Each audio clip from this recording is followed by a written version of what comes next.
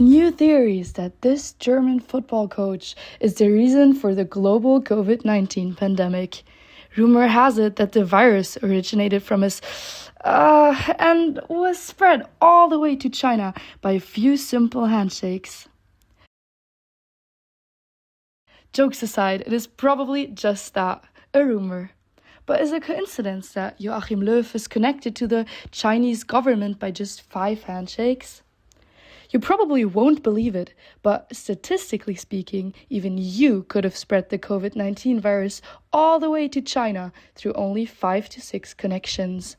And not only you, every single person in the world. Isn't that crazy? So, how come we have 8 billion people on the planet and still everyone is connected by only a few handshakes? This phenomenon is known as the small world phenomenon. Stanley Milgram found it out in the 1960s that every person in the world is socially connected to every other person in the world by only 5 to 6 separations.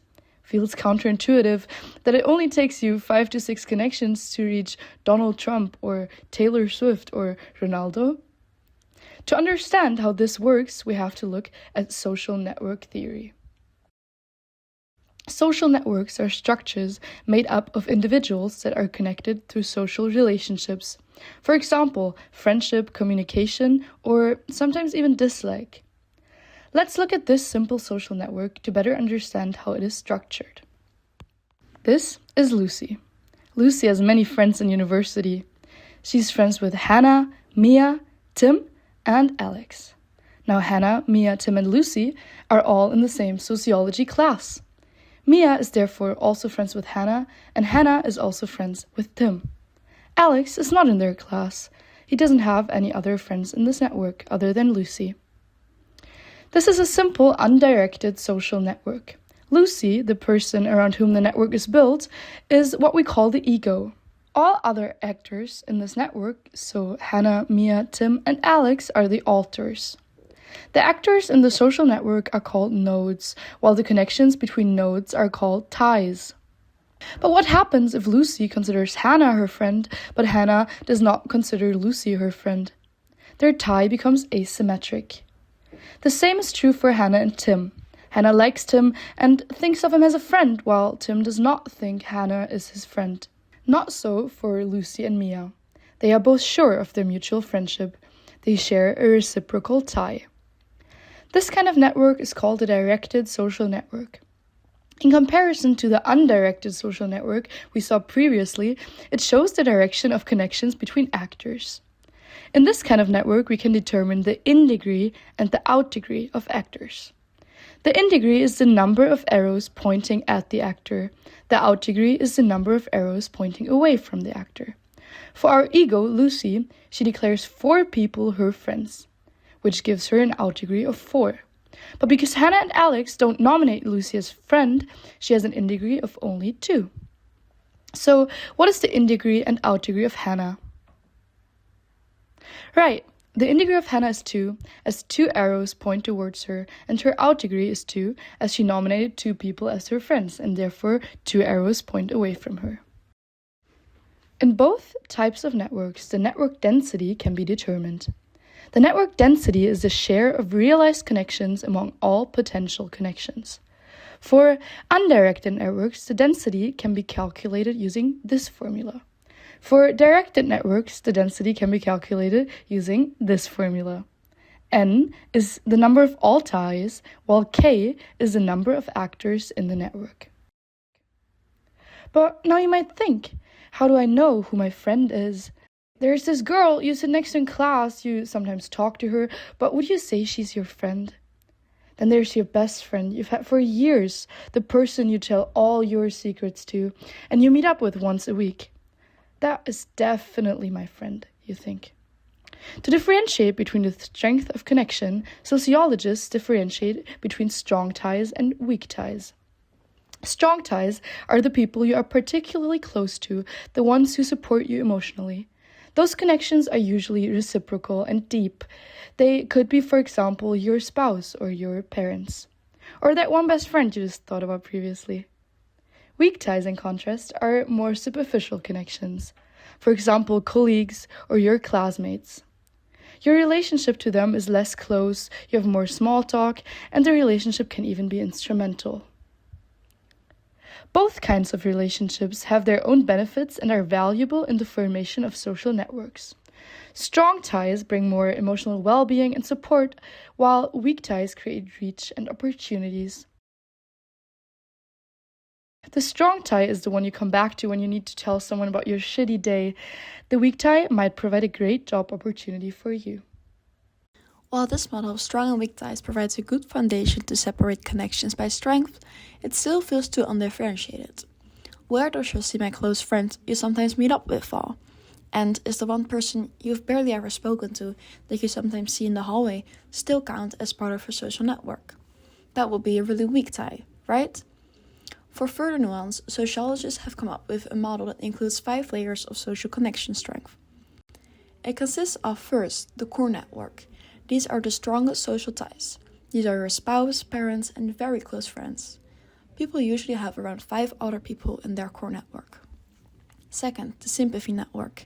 These are all strong ties and include the core network, but additionally also include the wider circle of close friends and family. The sympathy network usually includes around 15 people. The third layer is the affinity network. This layer adds peers, more distant family members, and others with whom people have relatively frequent contact. The fourth layer is the active network. It includes all the people with whom the ego maintains an active relationship. Fifth is the total personal network. This is the entire personal network. It includes all strong ties, but also people that you barely know by their first name. On average, it includes around 500 people. People are not randomly connected throughout the network, but rather there are so-called bridging ties that connect smaller groups and communities to each other. Another concept that facilitates the formation of clusters is the concept of transitivity. 4 main rules facilitate transitivity. The friend of my friend is my friend. So I went to the gala last night. Oh, so fun. How was it? It was so good. I went with my friend Renske. Do you know her? No, I don't. Oh wait, let me show you a picture. Ah, okay. Oh, she looks so nice. Oh, there we go. Thank you. Wait, aren't you Renske? Yeah, I was you. Aren't you Cara's friends? I am actually. We should hang out with the 3 of us. I'm Inge. Sure. Nice to meet you. You're a friend too. Yeah, I'm a friend too. Okay, let's do that. Yeah, okay, cool. I'll see you. Bye. The enemy of my friend is my enemy.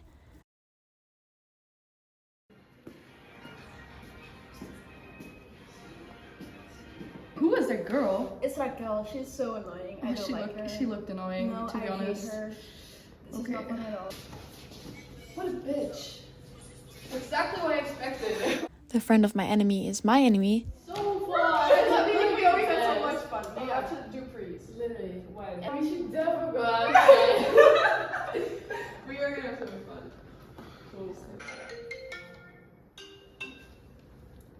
What? Fien is friends with Raquel? Ugh, I hate her now. And the enemy of my enemy is my friend. Hey, do you guys know Fien and Raquel? Yeah. What do you think about them? I don't really like them. No. Us neither. I actually hate them. Let's be friends. Let's go here. So what's your name? Those rules explain how communities bond densely and only a few bridging ties connect them together. Now, let's go back to our original question. How is it possible that this German football trainer is only 5 handshakes away from the Chinese government? Or that you are only 5 or 6 steps away from Donald Trump or Taylor Swift? The answer lies in the structure of social networks. Within our close circles, or core and sympathy networks, we have strong ties. These create bonding ties that connect people who are similar and tightly knit in close communities. They form those dense clusters we talked about through transitivity. But strong ties alone would trap us in small bubbles. What truly makes the world small are weak bridging ties. Those bridging ties connect different clusters to each other. Those are, for example, your classmates who know someone from another university, your colleague who has a family in another country, the friend of a friend who moved abroad. The bridging ties act like shortcuts across the network. Even if your close circle is small and dense, just a few bridging connections dramatically shrink the distance between everyone on the planet.